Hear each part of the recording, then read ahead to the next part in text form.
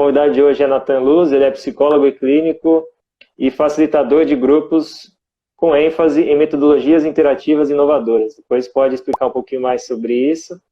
Ele também tem experiências desenhando e conduzindo treinamentos e workshops com tecnologias de prevenção em diversas regiões do Brasil, com profissionais de saúde, educação, assistência social, entre outros. Ele busca de uma visão da saúde ampla e novas tecnologias que possam contribuir para a rede pública e privada e também com as intervenções mais eficientes e relevantes para o desenvolvimento de sujeitos, grupos e sociedade. Então, sem dúvida alguma, com essa sua bagagem, experiência, já facilitando, conduzindo grupos, o diálogo é muito importante. E trago que, nesses dias de pandemia, né, nesse tempo que a gente vem aí vivendo, já bateu mais de 100 dias, né, pessoas em quarentena, pessoas que mudaram drasticamente suas rotinas, né, pessoas que, primeiro, ou estão sozinhas, né, ou estão longe dos seus familiares, dos seus entes queridos, ou estão vivendo uma situação de trabalho e rotinas com as pessoas que estão mais próximas, só que com modelos de rotinas diferenciadas, né? Então, nós vivemos o home office cada vez mais relevante nos dias atuais, até por circunstâncias óbvias, né, de mudanças de toda essa complexidade das nossas agendas, e nessa rotina de home office, muitas vezes nós até nos vemos conectados muito mais do que 100%. Acho que às vezes a gente acorda e já está no trabalho, a gente vai dormir também já está pensando na rotina do trabalho. Então, o estresse, a ansiedade e todas essas doenças que acarretam em outras doenças, acho que é muito importante a orientação e o aprendizado, né, do autoconhecimento, mas também a orientação de um profissional como os psicólogos e através da terapia, o diálogo e o entendimento, né, das vulnerabilidades, porque o ser humano, em rotinas que exigem muito entrega de metas, entregas de objetivos, a gente se vê numa barreira para a vulnerabilidade.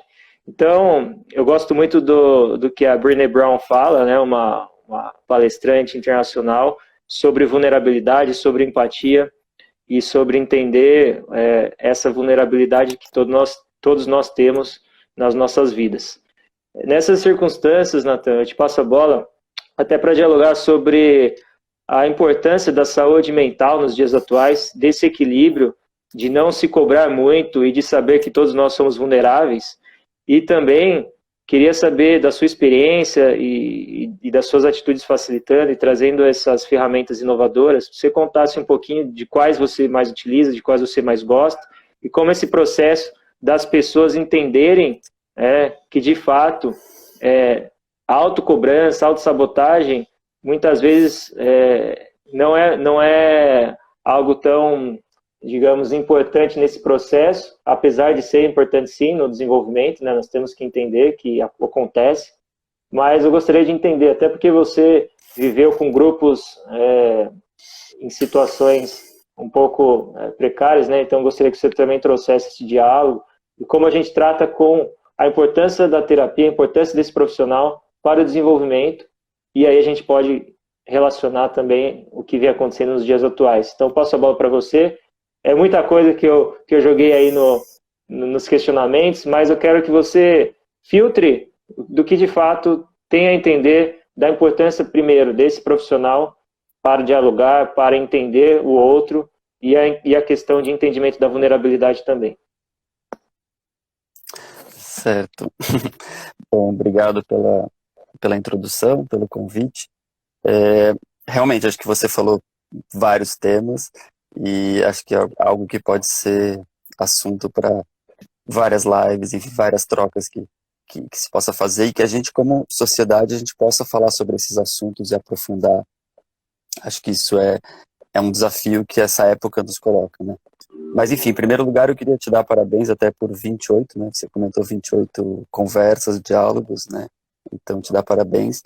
e que eu acho que é esse um pouco o desafio que a gente enfrenta, né? O que fazer desse cenário, né? A gente pode, às vezes, ficar deprimido, a gente pode ficar ansioso, a gente pode ficar preocupado, né? Mas a gente também pode, às vezes, encontrar ferramentas, né? Então, esses diálogos que você está construindo, por exemplo, acho que são formas de levar para as pessoas, de discutir, de aprofundar temas, né? Então, eu acho que é meio complicado falar de oportunidades, né, no meio de uma crise desse nível, que tem muita perda, muitas coisas graves, né? Mas, enfim, talvez dentro dessas crises, o que são os potenciais, né? O que a gente pode desenvolver. Que nem você falou, acho que são vários assuntos, né, que a gente pode pensar, que pode trazer algum conhecimento, alguma contribuição para a vida das pessoas, né? Acho que a ciência da prevenção tem coisas interessantes, as terapêuticas, né, as terapias, as psicologias, né, as abordagens podem trazer contribuições para o sujeito consigo próprio, nas relações, né, em família, no trabalho, né? E são vários desafios, como você mencionou. Tem um ponto que eu acho que é bom de ter como partida, né, que a gente fala de isolamento, né, isolamento social, né.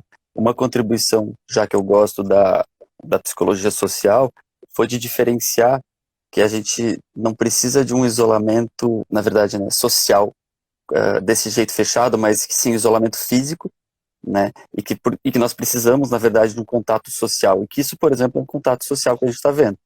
Não é tão legal quando você estivesse no mesmo espaço, tomando um café e no intervalo podendo falar uma bobagem, mas a gente pode também tentar reproduzir um pouco esses ambientes no virtual, né? Então, mas de qualquer forma, claro que a gente vai sentir falta desse social físico também, desse contato humano, é natural que gere coisas, mas a primeira diferenciação acho que é essa: isolamento social é diferente de isolamento físico, então a gente precisa de um isolamento físico mais contato social, né? Então essa equação, ela dá para ser assim melhorada, né? Essa contribuição da psicologia social eu acho super importante. Daí fora isso, acho que tem outros pontos que são super relevantes, que nem você mencionou, né? O estresse, né? Então a gente, de repente, tem um problema coletivo, né? Um grande problema coletivo, que é uma pandemia, o que se faz com isso, o risco de perder o trabalho, Então são muitos riscos, e isso gera estresse. Então é natural, né, a gente se coloca em condições diferentes, não pode sair, não pode fazer atividade física como fazia, ou tá bravo porque alguém tá fazendo alguma coisa que não gosta, enfim, mexe com todo mundo. Isso gera uma adrenalina, um cortisol mais alto, isso gera no nosso corpo, né? Então a gente também precisa. Primeiro ponto, é um problema coletivo, né, que não vai se solucionar sozinho, mas também ele se torna um problema individual, né? Então cada pessoa pode tentar pensar em como que isso afeta, né? Qual é a vulnerabilidade, nem você falou, e que essa vulnerabilidade também pode ganhar um espaço também, né? Acho que isso é muito importante, essa lembrança de quais são os espaços e quais são os caminhos para poder dar conta, ou dar conta é uma palavra meio forte, assim, que talvez a gente não dê conta, mas pelo menos que a gente consiga levar esse tempo, que a gente possa descobrir novas coisas, né? Porque acho que um ponto super importante também, acho que dá para aprofundar ele, você pergunta das metodologias, de como pensar no comportamento humano, né? Acho que um ponto super importante é a gente pensar essa coisa da autoexigência, né? Desse pensar não, eu quero melhorar tal coisa, eu preciso fazer um projeto novo, porque então eu posso perder meu trabalho, eu tenho que fazer melhor, ou então eu tenho que propor algo novo porque a empresa pede, ou a minha empresa precisa ter resultado positivo. Então, todas essas pressões já estão acontecendo, então essa autoexigência é natural que ela fique até exacerbada, né? Então tem um problema coletivo e tem um problema pessoal, né? Então, quando entra no âmbito pessoal, eu acho super delicado isso, porque esse equilíbrio que você mencionou, né?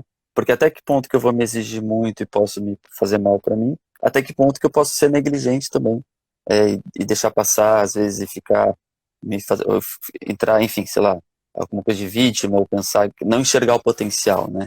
Então, quando vai para o âmbito pessoal, a equação ela é individual, ela não é coletiva. E daí eu acho que vale a pena ter espaços de diálogo, espaços terapêuticos, que pode ser com psicólogo, com terapeuta, enfim, são terapêuticas individuais. Terapêuticas individuais, eu acho que entra também, né, enfim, uma acupuntura, é aquilo que nos faz bem, é aquilo que nos leva para uma cura, né, no caso, hoje em dia, no consultório, a gente pensa que tem algum risco, né, fazer uma acupuntura, mas também é um risco parecido com o mercado, né, não é um risco tão, é mais baixo até um pouco do que é o mercado, né, um consultório bem cuidado. Mas é isso, então são as terapêuticas individuais, que cada indivíduo, né, pode pensar em como se cuidar e que essa solução ela não é coletiva. Não adianta eu falar assim, não, você não pode, não deve se cobrar, porque daqui a pouco, para alguma pessoa, isso não é verdade, né? Então, o que a gente pode fazer? A gente pode ajudar a pensar. Um ponto que eu acho que é super importante nesse assunto, é que a punição, a autoexigência, ela não é uma boa forma de mudança de comportamento, né? Ela não é eficiente. Então, quando a gente entra numa autocobrança, isso não é eficiente. E isso não sou eu que digo, assim, né? São diversos estudos. A experiência, seja da psicologia comportamental em laboratório, seja a experiência da ciência da prevenção com grupos, a experiência nos diz que usar a punição não vai ser um caminho eficiente de mudança de comportamento. Pode ter um efeito de curto prazo, né? Se eu digo assim, poxa, Matheus, você está perguntando muito, pare de perguntar, Matheus, você está falando pouco, fale mais.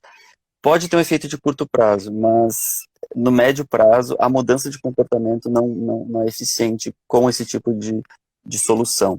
A punição, né? O que acontece? Existe uma esquiva, né? Existe uma fuga, a pessoa tenta fugir daquele estímulo aversivo, e ela vai fazer escondido, vamos dizer assim. Então isso é uma experiência que ela já aconteceu com a prevenção para outras drogas, já aconteceu na prevenção para o HIV, comportamentos que socialmente foram problemas, o HIV foi uma epidemia, né, na década de 80. Então tem muita experiência que é interessante e que a gente pode utilizar no momento atual. A gente pode retomar algumas delas, por isso que eu acho que é isso, assim, eu te falei que existem muitas possibilidades, muitas soluções que podem contribuir para as pessoas. Mas eu também não acho que é interessante colocar como se fosse uma normativa, né? Então eu estou colocando aqui o que é o certo e que as pessoas devem seguir, então, né? Então a psicologia falou tal coisa, o Nathan falou tal coisa, então, porque isso é mais uma pressão, isso pode ser mais uma pressão, então a gente pode colocar algumas possibilidades e as pessoas podem trazer para a sua vida, discordar, pensar, procurar uma fonte enfim, e melhorar talvez a sua qualidade de vida inspirada em alguma coisa que a gente pode discutir aqui hoje. E, enfim, eu fiz uma coisa parecida, eu fui entrando em vários assuntos, talvez a gente possa aprofundar em alguns deles. Eu queria pontuar em relação à pandemia em si, né, que a gente nunca na história da humanidade teve algo como a atual situação, dado a globalização, dado o contexto de propriamente informação mesmo gerada através de tecnologia, né, as fake news. Então, tem a desinformação, que também é um processo muito crítico nesse contexto, mas eu queria pontuar em relação a grupos de estudo. Você disse que, normalmente, a tratativa não se deve ser levada como um grupo em si, porque as pessoas, são indivíduos, são formas de lidar diferentes, mas quando a gente faz atuações em grupo, nós obviamente temos os estudos, né? Os estudos com grupos de estudo A e B para ver o que deu certo e o que deu errado, porque no final a estatística é que conta, né? Então, apesar de nós não sermos meramente números, toda a normativa é levada nessa situação, dada a questão da vacina sendo tratada, né, com placebo e não placebo. Então você tem a situação A e B e depois no final vai ver se deu certo e se não deu certo. Dado esse cenário, eu queria saber o que você acha em relação a isso, porque nós nunca tivemos essa problemática como os dias atuais. Esse é um primeiro ponto relevante a ser considerado, né? Nós não temos as respostas. Acho que a total incerteza em relação a isso também, de que a desinformação é muito crítica.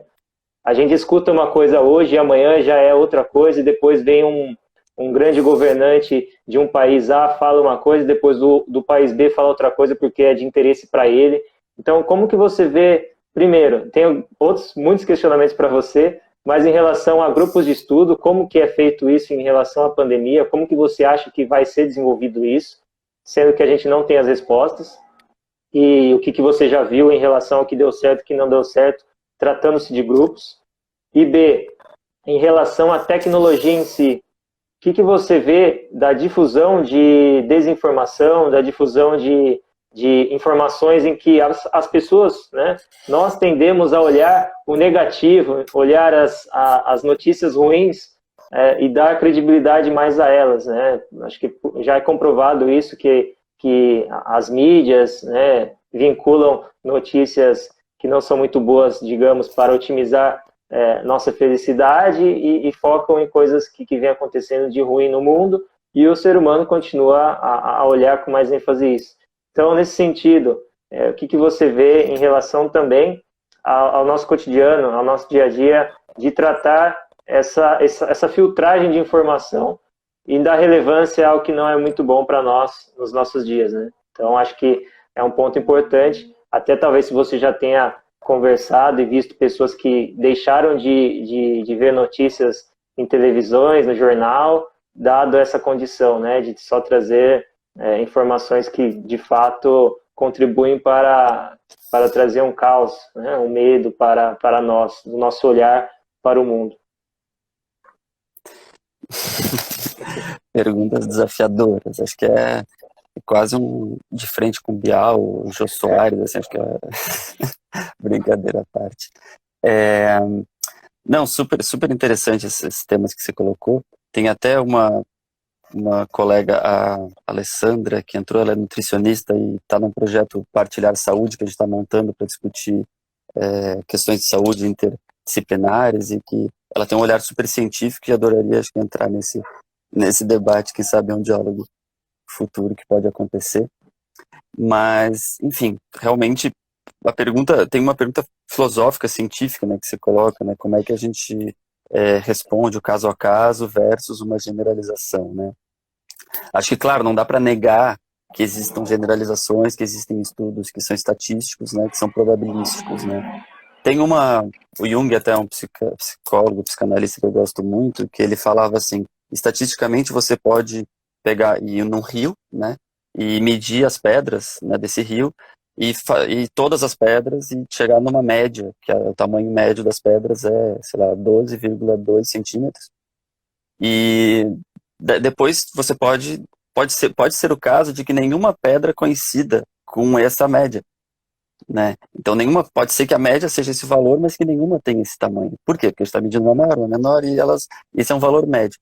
Então esse é um desafio, por isso que eu digo que é extremamente complexo, esse pensar na generalização. Não é que ela deixa de existir, a média existe, né? As estatísticas existem, são interessantes, mas o caso a caso também existe. Quando eu me refiro até o caso a caso, é pensando no terapêutico. O terapêutico, né, aquilo que nos faz bem, aquilo que nos leva para uma cura, vamos chamar assim, ele é caso a caso. Claro que dá para generalizar, tem coisas que estatisticamente fazem as pessoas se curarem, coisas que estatisticamente fazem as pessoas piorarem, mas existe essa necessidade de pensar no caso também. Tá? Esse é um parêntese para tentar explicar um pouquinho. Eu acho que se a gente falar de fator de risco e proteção, a gente consegue entender um pouco melhor, né? Fator de risco e proteção tem sido muito comentado, né, em termos de prevenção. O que isso é fator de risco para o câncer, isso é um fator de proteção, isso, correto? Então, esse assunto é super interessante porque muitas vezes a gente procura um fator de risco universal, como se ele fosse ser verdadeiro para todas as pessoas. Mas isso geralmente não é o caso, né? A gente tem um fator de risco que, sim, ele é verdadeiro para 90% das pessoas, por exemplo, né? Então, em álcool e outras drogas, a gente traz essa discussão. Família é o quê? Fator de proteção, fator de risco. Fator de proteção, geralmente as pessoas falam, né? Então, a gente trabalha essa dinâmica de grupo, trazendo uma imagem coletiva, né? Então, já contando um pouquinho de como que acontece esse uso de tecnologias de grupo para falar sobre isso. Então, geralmente as pessoas falam, é proteção. Daí alguém vai lá e fala, não, acho que é de risco. Então, abre-se uma discussão. Por quê? Porque a minha família, ela apresentava um risco, a família do... Então, ou a gente fala igreja, religião, ela é um fator de risco ou de proteção? É, proteção. Daí daqui a pouco alguém, não, mas veja bem, a gente pode ter um ambiente muito repressor e que a pessoa se sinta mal com aquilo e ela vai procurar uma válvula de escape. Então, essa complexidade, ela se faz. Então, os autores, as pesquisas mais interessantes que eu acho da área de fator de risco e proteção, elas falam que o fator de risco e proteção ele se torna risco ou proteção no caso em si, no caso específico. Né? Então tu pode ter uma generalização, que estatística, que existe uma probabilidade de ser um fator de risco, mas ele só se torna risco quando ele concretamente é um risco. Né? Quando para a vida de uma pessoa aquilo lá pode trazer proteção ou risco. Então uma diferença detalhe, assim, um detalhe teórico que a gente está aqui, né, talvez seja interessante para quem está pensando ciência, prevenção e tal, mas eu acho que esse detalhe ele faz diferença quando a gente vai levar uma generalização. Então, o que você precisa para se proteger? Por exemplo, então vou dar um exemplo da pandemia, né, do coronavírus, Covid. Lavar as mãos é o fator de proteção, correto? Naturalmente, agora já ficou um pouco de dúvida, né? Já provoquei tanto, mas assim, enfim, sim, porque tu lava as mãos, tu higieniza, tu tira 99% dos germes, dos vírus, tira a camada de gordura que protege o vírus envoltório. Porém, pode ter alguma pessoa que esteja obsessiva com lavar as mãos e esteja machucando as mãos por lavar 30 vezes por dia e que pode expor a mão, inclusive, a patógeno por causa do excesso de lavagem de mão. Não significa que lavar as mãos não seja bom. Então, essa complexidade que acho que na psique a gente acaba tendo, né, alguns chamam de ambivalência, então, mas eu acho que é só um detalhe assim para ajudar a gente a pensar que a gente pode pensar em generalização, mas a gente tem que lembrar do caso específico para poder construir esse fator de proteção real, esse fator de risco real. Acho que responde um pouco a tua primeira pergunta. A segunda, acho que um ponto que você menciona sobre as tecnologias, né, e aquilo que pode... bom, em primeiro lugar, as informações, as fake news, né? Eu não sei se eu vou ter uma resposta para isso tudo que você perguntou, acho que não, na verdade, acho que tem que falar com especialista de tecnologia, de Big Data, sei lá, para falar dos perigos reais desse momento, né? Talvez esses diálogos possam seguir nessa linha. Mas existe um problema que é as fake news, as informações. Então, para a pessoa, para o sujeito, né, que está ali se informando e procurando respostas, né, eu iria na orientação, a OMS fez uma orientação, das orientações sobre saúde mental que ela fez, de buscar se informar 1-2 vezes por dia. Né? Então, essa é uma recomendação que tem se repetido, vários profissionais estão falando isso. Cuidado com a informação em excesso. E outra coisa, cuidado com a fonte da informação. Então, dar uma verificada também, né? Buscar fontes seguras. E, claro, tem as variações. Tem uma pessoa que trabalha com isso, precisa se atualizar, né? Mas existe uma questão, né, de ter um cuidado com a quantidade de informações que a pessoa está exposta. Isso é importante, tá? Ela não consegue só ver 2 vezes por dia, ver 3, 4, enfim, mas tenta reduzir, né? Tenta não ficar... Também o excesso de informação pode fazer mal, tá? Então, acho que esse é um aspecto que eu ia comentar, até poder aprofundar, como é que a gente trabalha, então, a prevenção, a ciência da prevenção, ela pensava no comportamento humano. Bom, o primeiro ponto básico é esse, a gente tentou pela guerra, pelo combate, pela punição, e não é muito eficiente, tu briga com a pessoa, ela faz escondido, e isso... A prevenção às drogas fala disso, a prevenção ao HIV. Então, tem muita experiência que é interessante dessas fontes de conhecimento. Mas, enfim, a punição não funciona. Então, lá na década de 80, assim, começaram a vir estudos, então, da gente trabalhar um primeiro aspecto, que é a informação. Então, a gente vai falar sobre o que é o correto, e as pessoas vão mudar o seu comportamento e vão fazer o correto, né? E porque tu sabe que então tu recebe uma informação, se eu fizer isso tem um risco, né? Logo eu não vou fazer aquilo. A princípio é algo importante, né? A informação é algo importante, mas não é tão simples assim de mudar um comportamento de ninguém. É só a gente pensar na gente mesmo, né? Então eu vou eu vou mudar um hábito meu, eu vou começar a acordar mais cedo, vou parar de comer uma coisa que tem açúcar, eu vou me exercitar 3 vezes por dia, uma vez por dia. Então, mudar um hábito, né, a gente primeiro pensa nisso e sabe que pode ajudar para alguma coisa da vida. Depois, quando a gente vai executar, daí vem o desafio, daqui a pouco é isso, daqui a pouco alguém critica, daqui a pouco a gente desanima. Enfim, mudança de comportamento é muito complexo. Um outro dado que ajuda a falar disso, né, de que informação não resolve, com relação às DSTs, né, as ISTs, hoje em dia as infecções sexualmente transmissíveis, muitas vezes a pessoa tem uma informação, a maioria das vezes, assim, tem pesquisas que falam isso, que ela sabe, não, se eu fizer tal comportamento, eu me exponho, se eu fizer tal comportamento, eu me protejo, se eu usar um preservativo. Mas o fato é que pessoas com informação também não fazem aquele comportamento, né? Então a gente é um pouco mais complexo. Então tem uma segunda onda, né? A primeira onda é essa de informação, a informação vai mudar o comportamento. A segunda onda é de considerar que a gente, as emoções, as relações, a motivação, então também a gente vai incluir esse aspecto para ser trabalhado. Então também, que é um aspecto super importante, e chega, né, se a gente começa a trabalhar as emoções, então como é que eu lido com o estresse, né, como é que eu lido com a própria ansiedade, como é que eu lido com a influência de outra pessoa. Então, de repente, tem uma pessoa que eu gosto muito e eu quero imitar ela, então é uma emoção. Se eu tô com uma autoestima mais forte, de repente eu não vou querer imitar ela. Então, tanto existe essas influências que hoje em dia a gente tem esse desafio com o Covid, né? Então a gente tem uma normativa, não façam tal coisa, daqui a pouco outras pessoas estão fazendo, a gente fica chateado ou vai fazer, e então tem um conflito também que se passa com relação a isso. A informação não é suficiente para mudar o comportamento da sociedade, e as emoções, as habilidades sociais, e junto das emoções, eu vou adicionar aqui, habilidades sociais, habilidades de vida, né? Então dá para trabalhar também essas habilidades que a gente chama, né, ou habilidades sociais ou de vida, geralmente, que são coisas mais relacionadas às relações, ao afetivo. Então, como que eu saber pedir ajuda, por exemplo, né?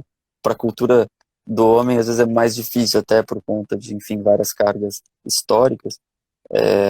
Poder pedir ajuda, às vezes demora, né, 4 anos mais para procurar saúde, mesmo médica, não estou falando nem de saúde mental, né? Estou falando procurar saúde sexual do homem, às vezes demora muito mais, muito tempo depois que o problema começou a aparecer.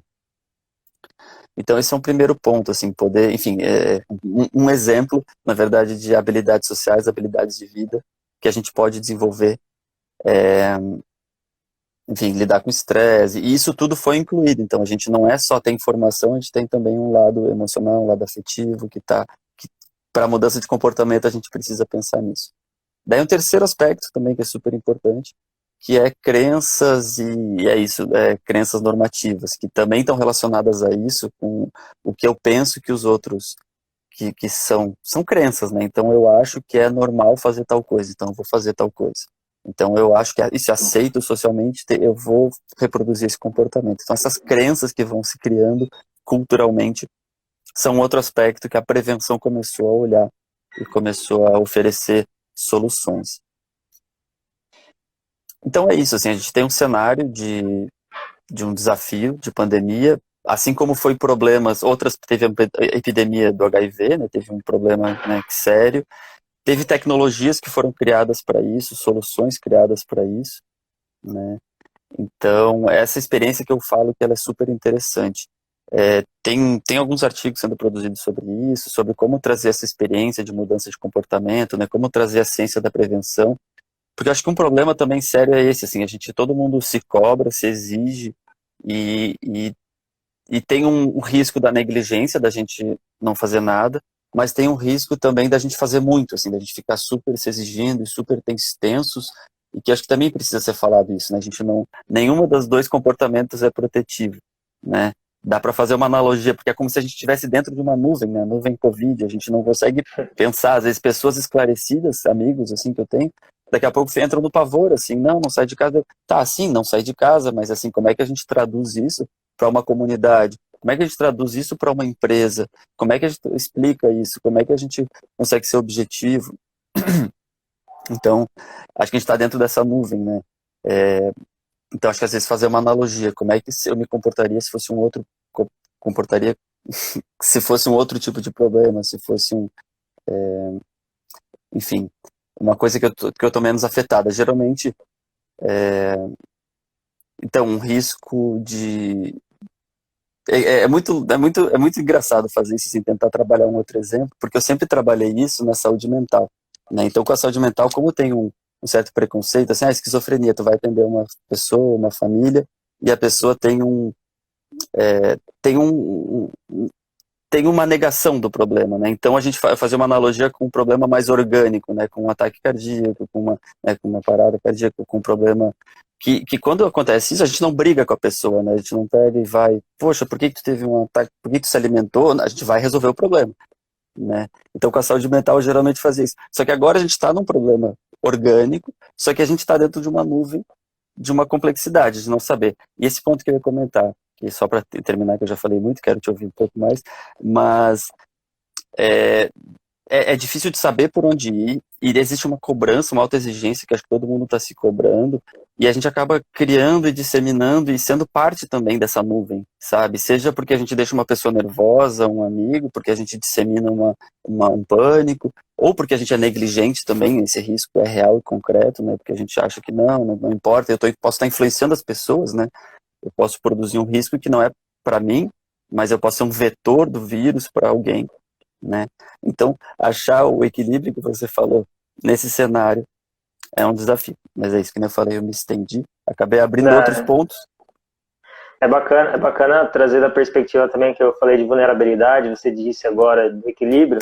Acho que uma palavra que define muito bem em todas essas circunstâncias que a gente está vivendo é propriamente a palavra medo. Por quê? Porque a gente não tem a certeza do que será. Ninguém tem certeza. Nem cenário econômico, nem cenário ambiental, com o que vem acontecendo, nem cenário político, né? Então, todos os sistemas que estão integrados, né, sejam eles, como eu disse, econômico, social, ambiental, eles estão sendo afetados de uma maneira que ninguém tem certeza. Todo o mexer do peão pode afetar, né, as peças lá atrás, que estão protegendo o rei. Então, se nós fizermos a jogada errada, potencialmente possa acarretar a morte de muitas pessoas. Em contrapartida, se a gente não fizer nada, também pode acontecer isso, né? Então, essa análise de como a gente faz e certamente essa palavra que eu disse que é vulnerabilidade, que eu gosto bastante, a gente não tem certeza, né? Eu não tenho certeza e tudo bem, né? Então vamos lidar primeiro a tentar nos entender como pessoas, indivíduos, para não corroborar em algo que influencie negativamente o grupo, né? Acho que isso de fato é importante salientar.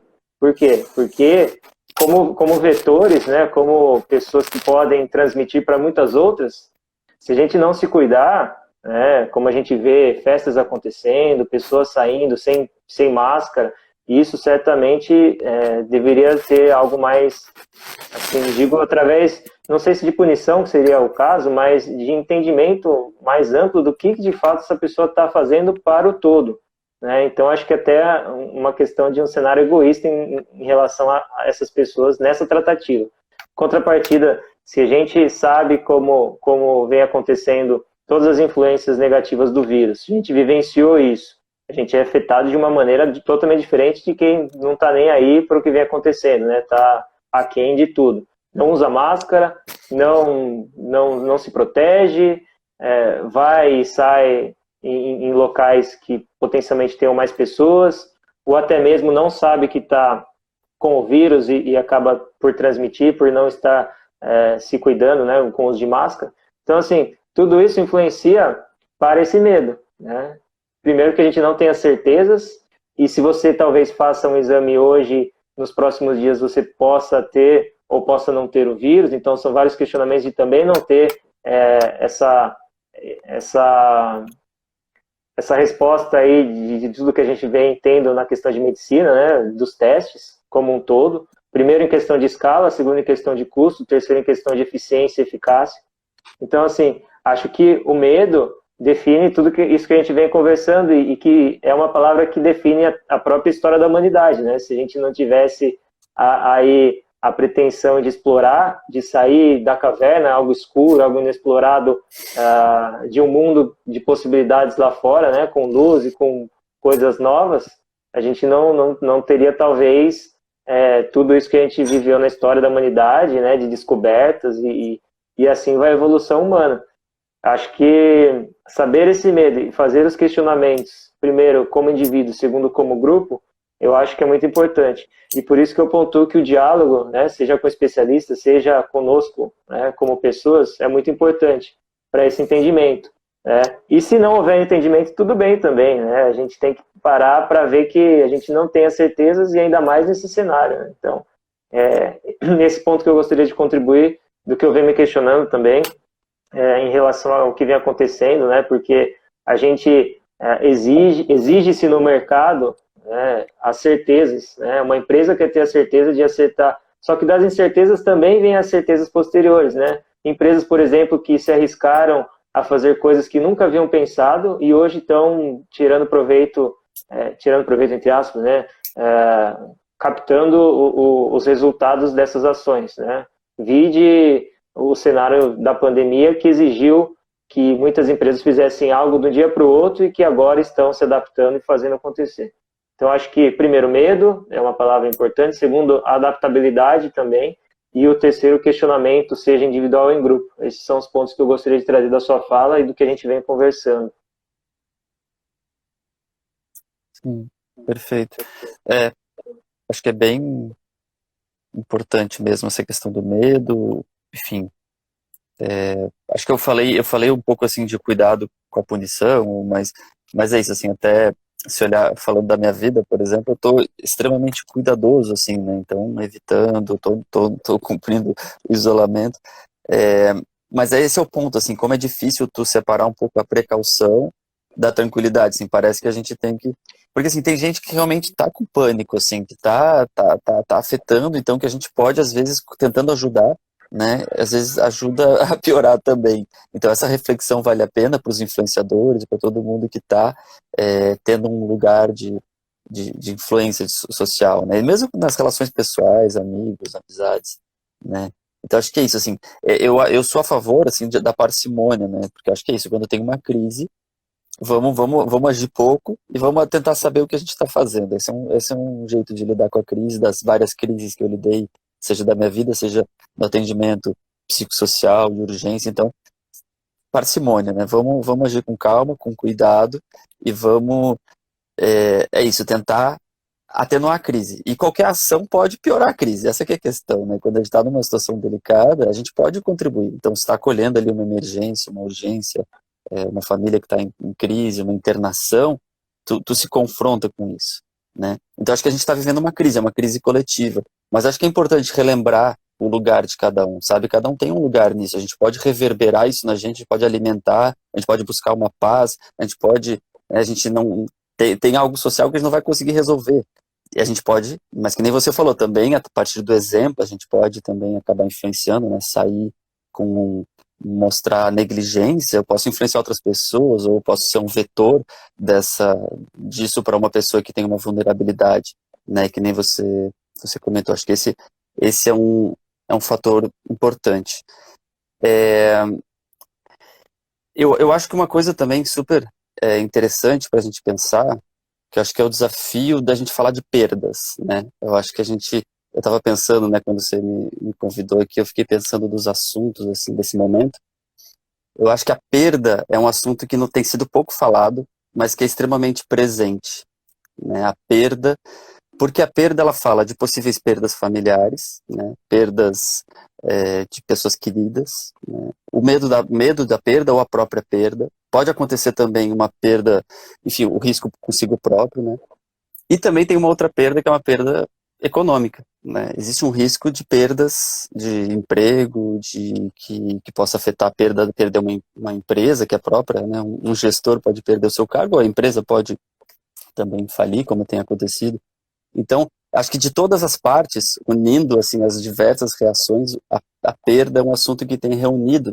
Assim, a gente tem brigado um pouco com relação a isso, mas o medo da perda. Claro que tem que ser posto numa equação e que a perda de uma contaminação, de um contágio, ela não vai poder reverter se tu tiver, se tu subir, se tu encher as vagas das UTIs, se tu lotar, tu não vai conseguir reverter isso, né? Então acho que esse é um ponto que a gente tem que ter em mente, mas de outro lado tem outras equações também, outras coisas que entram nisso, que, por exemplo, se a gente fecha demais a escola e dá uma desassistência e as crianças ficam muito tempo em casa, e daqui a pouco vai ter gente que vai ter piora da alimentação, subnutrição, porque não está indo na escola se alimentar, vai ter famílias que vai ter crise, as agressões, né, tá tendo, se sabe que tem aumento mesmo, não sei exatamente o percentual, mas aumento de homicídios, de violência doméstica, mas ao mesmo tempo tem menos relatos, então a pessoa está mais isolada, está mais vulnerável, né, então a gente sabe que existe uma equação super complexa, hoje em dia tem gestores que estão conseguindo olhar para esses dois lados, né, que fala de como que a gente tenta retomar um funcionamento social, respeitando o momento e a gravidade da situação.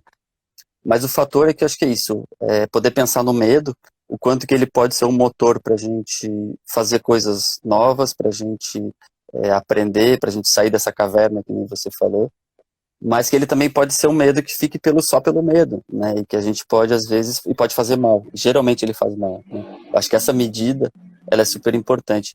E nesse momento, então, a pessoa poder admitir, não, peraí, eu preciso ter um suporte, eu preciso ter um lugar para falar sobre isso, seja terapêutico, seja, né, individual, seja... Tem alguns caminhos, acho que a gente pode falar disso, você perguntou, acho, desses caminhos que podem ser feitos terapêuticos, e enfim, que existem enfim, empresas que estão oferecendo atendimento online, tem universidades que estão oferecendo também, né, atendimentos abertos, gratuitos, tem terapia comunitária, que eu também recomendo para quem quiser tomar um contato com espaços de acolhimento, tem vários grupos, enfim, que se quiser me mandar uma mensagem, fica à vontade.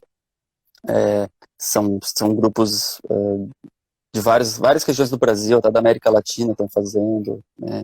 Enfim, tem algumas possibilidades para esse caminho do indivíduo, para que o medo não seja algo que tome conta, né? Porque, enfim, acho que ele faz parte, né? Eu dou esse exemplo, né? Só terminando minha fala, o medo é um processo, é interessante voltar para a biologia um pouquinho, eu gosto disso, então o medo faz parte, né, como a vida natural, né, então a gente tem um estímulo que é aversivo, um estímulo que provoca medo, né, sobe a adrenalina, a gente tem um risco, então o que é isso? É um mecanismo natural de fuga ou luta, então a gente precisa fazer alguma coisa daquilo ali, né, então a gente vai sair correndo, a gente vai se esconder, a gente vai lutar, né, então esse é o mecanismo biológico. O que acontece? Nós somos seres culturais e sociais. Então, às vezes aquele estímulo persiste, a gente está com medo, a gente não está vendo o Covid, mas a gente a gente vê a notícia, a gente fala com alguém está preocupado. Né?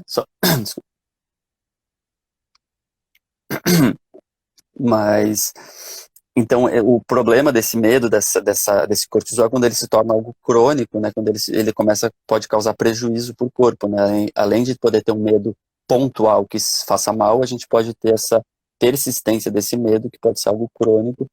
Então, acho que tem caminhos para... É importante buscar caminhos para dar vazão, para falar sobre isso. Enfim. Legal. Nós tivemos uma contribuição aqui de que psicólogos estão realizando valor social também. Acho que nesse momento, se você tem oportunidade de ajudar o próximo, acho que de fato traz essa relação em grupo, né, da humanidade. Então, se você tiver disponibilidade para ajudar de maneiras financeiras ou doação de tempo ou de experiência, acho que é muito válido até para se ver como um grupo e se ver nesse sentido, poxa, a gente tem um grande desafio pela frente e eu vou colaborar da maneira que for possível. Não necessariamente financeira, obviamente, pelo contexto, mas com o mesmo tempo e experiência. Então, é uma contribuição que foi muito válida aqui da Vitória, falando sobre como que esses psicólogos estão, de fato, contribuindo e ajudando as pessoas mais necessitadas nesse contexto. Eu queria, chegando ao nosso fim da nossa conversa, Nathan, queria que você contribuísse aqui com um apanhado geral e com uma mensagem final em relação a essa temática de saúde mental em épocas de pandemia e também trazendo alguma dica e sugestão de livro, série, documentário ou filme, e até mesmo uma frase, que você tem aí que tenha te marcado, seja pessoalmente ou profissionalmente, na sua jornada. Certo. O tempo passou rápido aqui, eu confesso que não tinha percebido, foi olhar o relógio, acho que é porque eu falei muito, mas enfim, acho que são temas super interessantes, super complexos, e acho que é isso, a gente já conseguiu aprofundar vários temas, que, que eu acho que é isso, assim, a gente pode falar de receitas, né, então, receita de bolo, mas em saúde mental, geralmente, elas não têm muita eficiência, então acho que é interessante, eu gosto de trazer os assuntos e poder olhar para esse lado complexo, e as pessoas podem achar o seu caminho, né, a sua melhor forma de lidar com as questões. Tem esse comentário que você falou, né, do atendimento por valor social, acho que isso é super importante, essa lembrança, tem vários psicólogos, eu próprio também cheguei a disponibilizar, estou disponibilizando um pedaço da agenda, né, e tem universidades, acho que essa é uma dica já, né, tem terapia comunitária, tem grupos, tem empresas, tem várias ofertas, mas eu acho que tem também um desafio. Enfim, esse é o primeiro ponto, que as pessoas podem até, se quiser, ficar à vontade de me perguntar, mandar mensagem, ou pesquisar, vai encontrar, tem caminhos. Mas acho que o segundo ponto é que tem um desafio, acho que das pessoas chegarem e concluírem qual é a sua pergunta, né? E eu buscar ajuda, tem algumas coisas que estão travando um pouco esse processo, e acho que algumas delas é porque é um fenômeno coletivo, né? Então a gente está numa crise coletiva. Então onde que isso se torna individual? Onde que se torna uma pressão? Onde que eu tenho razão? Onde que eu não tenho razão? Onde que eu vou pressionar alguém para mudar? Onde que alguém vai me pressionar? Então acho que isso tudo, essa crise, ela é um pouco diferente das crises que a gente tem vivido. Então acho que as soluções também precisam serem aprimoradas. Claro que é importante oferecer o atendimento social, acho que isso é uma ferramenta super, super essencial. Uma outra coisa que eu queria complementar, você falou das tecnologias, né, como é que as tecnologias de prevenção podem contribuir, quem sabe isso pode virar um outro papo também, mas eu tenho trabalhado com essas tecnologias de facilitação que conseguem trabalhar com o sujeito, né, enquanto um indivíduo, mas também com um grupo. E a ciência da prevenção tem olhado para isso. Né? Então, você trabalhar essa dialética, você falou do diálogo, né? Então o diálogo ele pode ser no âmbito individual, falar entre duas pessoas, pode ser entre três, pode ser um pequeno grupo, pode ser uma roda de conversa. Mas um fator que eu acho que é isso, a gente está no momento de precisar desses diálogos, né, de precisar fazer essa busca. Então, acho que dar o primeiro passo, seja do caminho que a pessoa conseguir, seja procurar um amigo, ver como ele tá, porque às vezes a gente está meio mal e não sabe, e fica esperando também, não existe esse mecanismo de esperar que alguém venha, às vezes estender a mão, né, acho que a gente precisa dessa, tá faltando o termo agora, dessa sensibilidade social, como tem um termo agora que me faltou, mas essa. Bom, algo dessa sensibilidade, dessa percepção que o outro pode ter um problema, dessa solidariedade. A solidariedade, acho que é um fator super importante para a gente poder construir uma rede, uma teia que vai nos sustentar. Bom, acho que é isso. Eu dei algumas dicas, se quiserem, podem mandar mensagem, que quiser ali no Instagram para saber de mais sugestões de onde que estão acontecendo esses grupos. Se pesquisar no Google também vai encontrar. E, não sei, respondi suas perguntas? Gostaria que você trouxesse alguma dica de livro, série, filme, ou uma frase que tenha te impactado positivamente aí na sua história Tá, de experiências, né? Ou a nível pessoal mesmo, que tenha te inspirado. sim, sim. Eu tenho olhado, que é isso, assim, eu tenho olhado essas fontes, eu dei uma pensada nisso, assim, com algumas fontes um pouco acadêmicas, né, que falam tem alguns textos que às vezes é isso também, acho que dar uma aprofundada na fonte ajuda a achar soluções um pouco mais relevantes para a vida. Acho que a gente está muito numa tônica um pouco superficial nos assuntos, sabe? Então, às vezes a gente tem muita receita então alguém que dá uma receita, eu sinto que, acho que é isso, assim, acho que esse é o sentimento que eu tô falando, das pessoas terem dificuldade de procurar uma ajuda, porque eu acho que acaba sendo uma coisa diretiva de todo mundo diz o que tu precisa fazer, todo mundo tem uma resposta, e todo mundo passa a ser também mais produtor de conhecimento e conteúdo, que eu acho que é bom, né, a gente ter essa disseminação maior das produções de conhecimento, mas acho que isso acaba gerando uma pressão nas pessoas que pode se tornar até ruim para a saúde mental delas. Eu diria para procurar espaços, né, que possa poder falar e se comunicar, procurar pessoas, os amigos, os conhecidos, os colegas, que às vezes podem também estar precisando de uma chamada. E se eu Legal. lembrar de A mais minha, alguma coisa que contemple melhor, eu até posto depois e comento contigo, tá bom? sem dúvida. A minha contribuição para quem está nos acompanhando e quem irá nos acompanhar são 2 livros, um chamado O Poder do Agora, de Eckhart Tolle, e o outro Mindfulness. Eu acho que esses 2 livros que se inspiram no nosso diálogo aqui, que a gente teve um pouquinho, né, em relação ao poder do indivíduo, o poder de se entender como pessoa a nível sistêmico e de preservar, digamos, aí o olhar mais crítico no presente, né? Não se prender no passado e não se prender muito no futuro, mas ter a consciência do que o agora, né, no caso do poder do agora, influencia basicamente nossas vidas. Natan, onde que as pessoas... Claro, claro. Não, que eu lembrei, enfim, eu pensei nisso que você falou, você dividiu, acho que dá para dividir também um pouco as fontes também diretamente. Tem um livro que é A Prática da Psicoterapia, do Jung, que eu acho que é isso, ele tem, às vezes é meio denso de tu conseguir ler, é um livro pequeno, mas às vezes é meio complexo de extrair, de entender, mas às vezes alguns capítulos podem contribuir para a vida da pessoa, acho que podemos compartilhar também. Perfeito. Natan, e como que as pessoas te acham no LinkedIn, Instagram? Passa suas redes que você mais tem atuado aí, está mais ativo. Então, eu acesso todos, Natan Luz no LinkedIn, natanluz.psi no Instagram, enfim, no Instagram eu acesso bastante, quiser mandar mensagem, fica à vontade, e, enfim, te agradeço aí o espaço, o convite desse Obrigado. nosso papo. Obrigado, Natan. Obrigado a todos que estiveram presentes. Obrigado novamente ao nosso grande convidado, Natan. Excelente bate-papo, muito pertinente esse tema, acredito, para o cenário atual e potenciais cenários que virão. Muito obrigado e excelente semana.